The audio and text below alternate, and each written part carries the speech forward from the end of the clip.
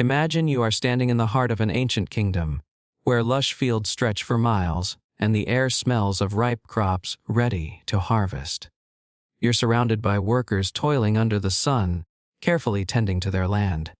Farming, the backbone of medieval society, not only provided food for the masses but also determined the wealth, power, and survival of entire kingdoms. But have you ever wondered, where was the most fertile region for farming in the medieval world? Today, we're diving deep into the question of which region held the title of the most fertile and agriculturally productive in the medieval period. To fully understand this, we'll look at various factors that contributed to a region's farming success, from climate and geography to the systems of irrigation and crop rotation that shaped the agricultural practices of the time. Let's take a step back in time to when agriculture was the heart of the medieval world. Picture yourself in Europe during the early Middle Ages, a time when farming was not only essential but the very lifeblood of the economy. The landscape was diverse, from the rolling hills of England, the plains of France, to the rugged terrain of the Iberian Peninsula.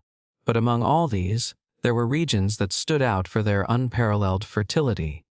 One of the most famous and fertile regions in medieval Europe was the Low Countries, what we now know as modern-day Belgium, the Netherlands, and parts of northern France.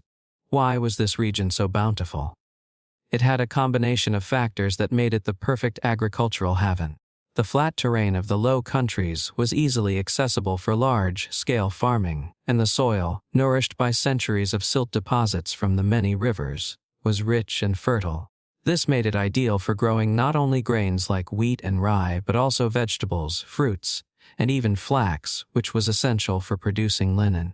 The medieval farmers of the Low Countries mastered the art of draining wetlands and marshes, turning these once uninhabitable areas into fertile farmland. In fact, the Dutch are still known for their advanced techniques in land reclamation. They created a complex system of canals, dikes, and windmills to pump out excess water and keep the land dry enough for farming. This innovative spirit made the Low Countries a vital agricultural region during the medieval era. Meanwhile, across the Channel, England had its own fertile areas. The eastern and southern parts of England, in particular, were known for their rich soil, which was great for grain production. The flatlands of East Anglia, the fens, and the chalky soils of the South Downs made these areas prime for farming. England's climate, with its temperate conditions, also supported a variety of crops. However, it wasn't just the soil that helped farmers thrive. It was also the careful system of crop rotation they employed, which helped preserve the fertility of the land. Crop rotation was essential during the medieval period, as it allowed farmers to replenish the soil's nutrients. A common method was the three-field system, where 1/3 of the land was left fallow each year to regain its fertility. This was a huge improvement over the older two-field system, which could lead to soil depletion. This practice, combined with the relatively mild climate and fertile soils, made England one of the top agricultural regions during the Middle Ages. But we can't overlook the Mediterranean region, where the ancient world's agricultural innovations reached their peak in the medieval period. Spain, Italy, and the southern parts of France were areas of great agricultural significance. The Mediterranean climate, with its long hot summers and mild, wet winters, was perfect for crops like olives, grapes, and various fruits. In fact, the Mediterranean basin is often referred to as the cradle of agriculture, and during the medieval period it continued to be a major food producer. In Spain, the Islamic influence during the Middle Ages led to a significant boost in agricultural productivity. The Moors brought advanced irrigation systems, crop diversification, and improved techniques for growing citrus fruits, rice, and sugarcane. The famous Al-Andalus region, which spanned much of modern-day Spain and Portugal, was one of the most fertile and productive regions of the medieval world, thanks to these innovations. Water was managed efficiently through an intricate system of canals and aqueducts, transforming arid lands into prosperous agricultural zones. Over in Italy, the fertile plains of the Po River Valley were known for their productive farmland. The Po River provided an ample supply of water to the fields, allowing farmers to grow wheat, barley, oats, and a variety of vegetables. The fertile lands of Tuscany were also famous for their vineyards and olive groves, producing some of the finest wines and olive oil, which were highly prized in both local and international markets. Meanwhile, in the heart of Europe, the plains of Hungary and the surrounding regions were also incredibly fertile. Known as the breadbasket of Europe, Hungary's plains were rich in soil, ideal for producing wheat, barley, and rye. The region's climate, with its hot summers and cold winters, allowed for a diverse range of crops to grow. Hungary's fertility also made it an important agricultural region in the medieval period, and it remained so for centuries. But there's more to the story than just Europe.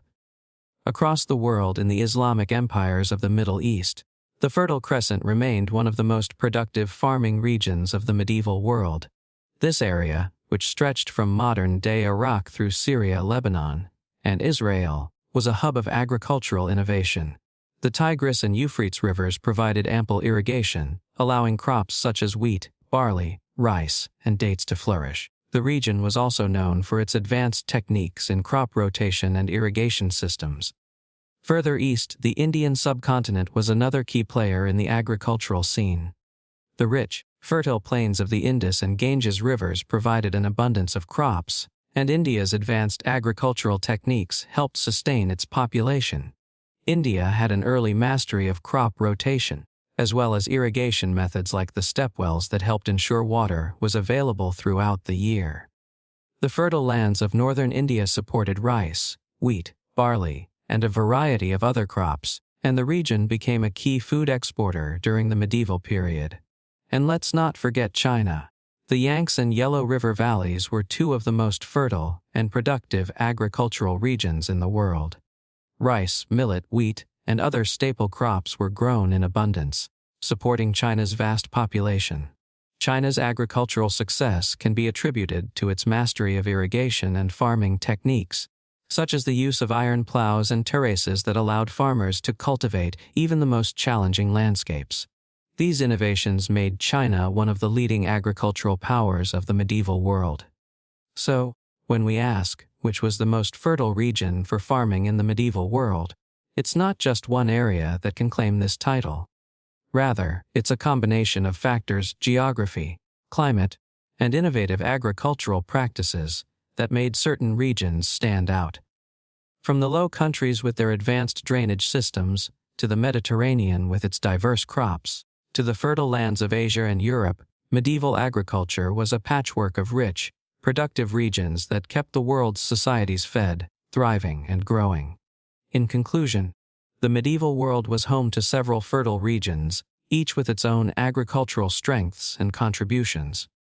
While the Low Countries, England, and the Mediterranean stand out in Europe, the Middle East, India, and China were just as influential in shaping the agricultural landscape. These regions were the breadbaskets of the medieval world, and their success in farming helped propel societies to new heights. The legacy of these fertile lands lives on today, and their innovations in farming continue to influence agricultural practices around the globe.